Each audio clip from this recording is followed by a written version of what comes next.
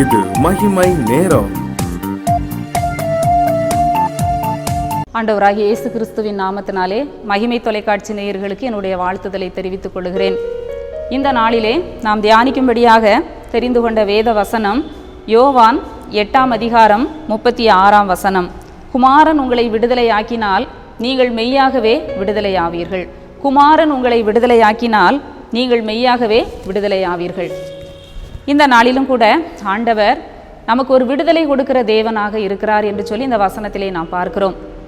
ஒரு விடுதலை என்ற ஒரு வார்த்தை ஒரு மகிழ்ச்சியை கொடுக்கக்கூடிய ஒரு வார்த்தை.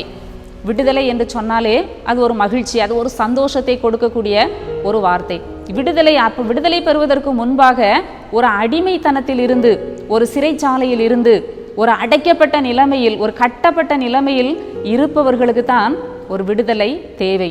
இந்த நாளிலே ஆண்டவர் சொல்லுகிறார், குமாரன் உங்களை விடுதலையாக்கினால் மெய்யாகவே விடுதலையாவீர்கள். இந்த வசனத்திலே ஆண்டவர் சொல்லுகிறார், அந்த யூதர்களை பார்த்து ஆண்டவர் சொல்லுகிறார், சத்தியத்தையும் அறிவீர்கள், சத்தியம் உங்களை விடுதலையாக்கும் என்று சொல்லி ஜனங்களை பார்த்து சொல்லுகிறார்.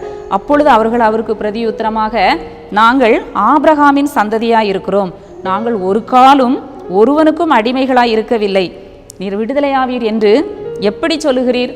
நாங்கள் அடிமைகள் அல்ல, நாங்கள் யாருக்கும் அடிமையா இல்லையே, நாங்கள் ஆபிரகாமினுடைய சந்ததி, நாங்கள் ஆபிரகாமினுடைய பிள்ளைகள், நாங்கள் அடிமைகள் அல்ல, நீர் எப்படி விடுதலையாவீர் என்று எங்களுக்கு சொல்லுகிறீர் என்று அவர்கள் அவரை பார்த்து கேட்கிறார்கள். அப்பொழுதுதான் ஆண்டவர் சொல்லுகிறார், பாவம் செய்கிற எவனும் பாவத்துக்கு அடிமையாய் இருக்கிறான்.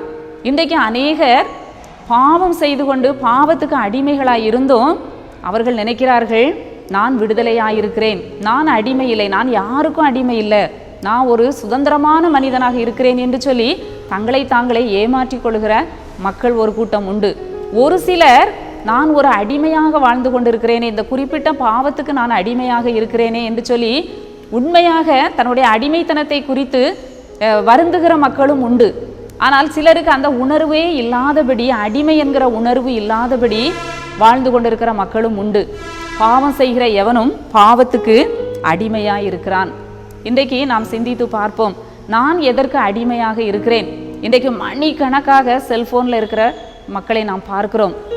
அவர்கள் ஒரு அடிமைகளாக இருக்கிறார்கள். அந்த செல்போன் இல்லாவிட்டால் வாழ முடியாது, அந்த நாளை கழிக்க முடியாது, அப்படிப்பட்ட ஒரு நிலைமையில் இருக்கிறதை நாம் பார்க்கிறோம்.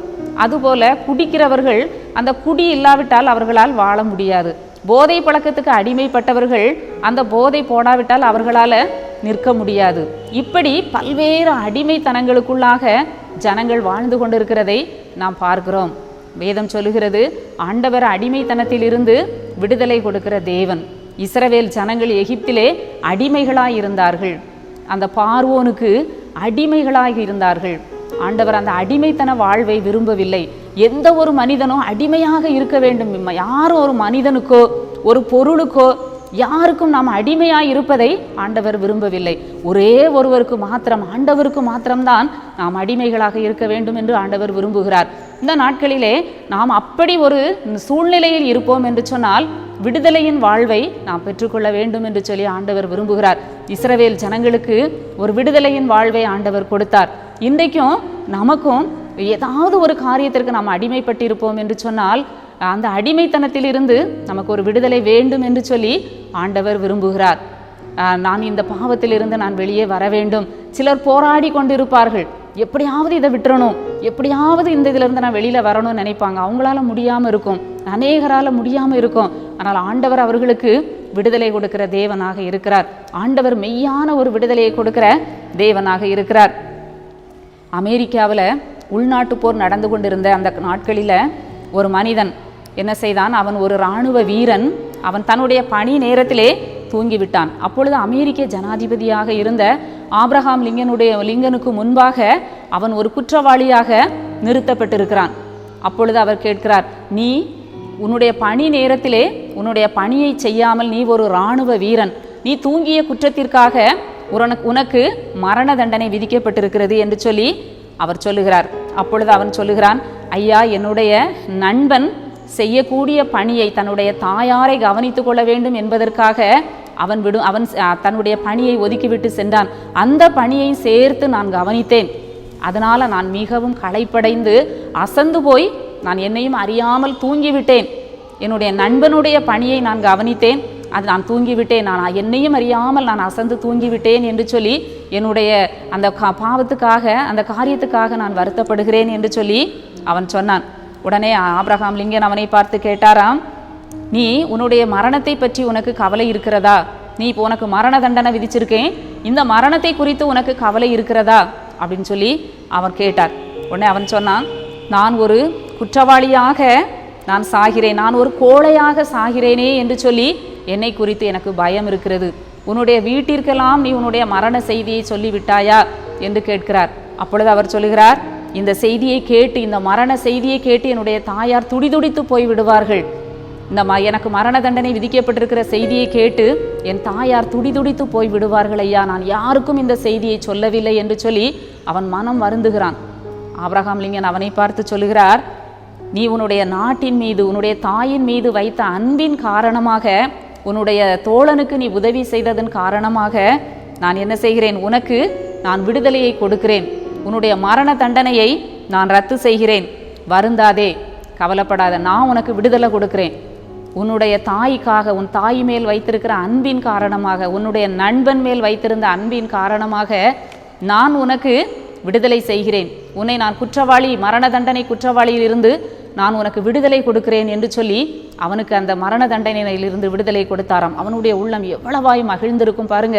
நமக்கும் இதே போலதான், நாமும் ஒரு விதத்திலே பாவம் செய்து குற்றவாளிகளாக நாம் காணப்படுகிறோம். ஒருவேளை நம்மை நாம் ஏமாற்றி கொள்ளலாம், நான் அடிமை இல்லை, நான் குற்றவாளி இல்லைன்னு சொல்லி நம்மை ஏமாற்றி கொள்ளலாம். ஆனால் ஆண்டவருக்கு முன்பாக நாம் பாவம் செய்து ஒரு குற்றவாளியாக நிற்கிறோம்.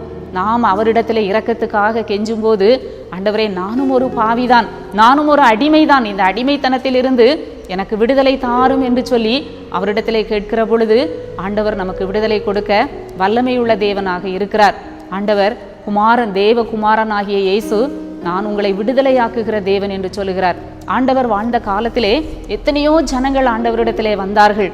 குஷ்டரோகிகள், இன்னும் கூட கண் தெரியாதவர்கள், இன்னும் கூட வியாதியஸ்தர்கள், கையுமையுமாய் பாவத்திலே கண்டுபிடிக்கப்பட்டு கல்லறிந்து கொல்லப்பட வேண்டியவர்கள், இப்படி இனி பாவம் செய்யாதே என்று சொல்லி பாவத்தில் வாழ்ந்த மக்கள், நிறைய ஜனங்கள் ஆண்டவரிடத்திலே வந்தார்கள். எல்லாருக்கும் ஆண்டவர் விடுதலையை கொடுத்தார். ஒருவர் கூட ஆண்டவரிடத்திலே வந்து சுகத்தையோ விடுதலையையோ பெறாமல் அவர்கள் கடந்து சென்றதில்லை.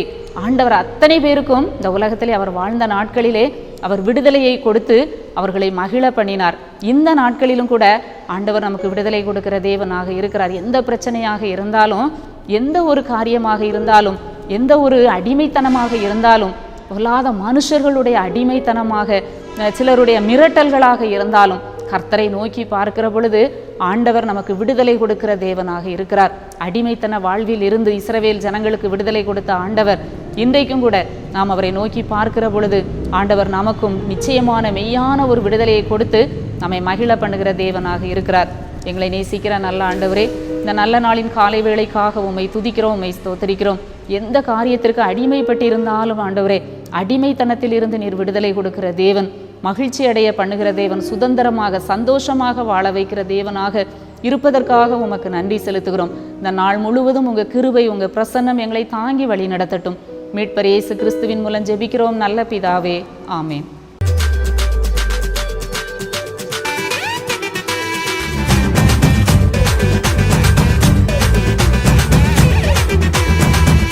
மகிமை மகிமை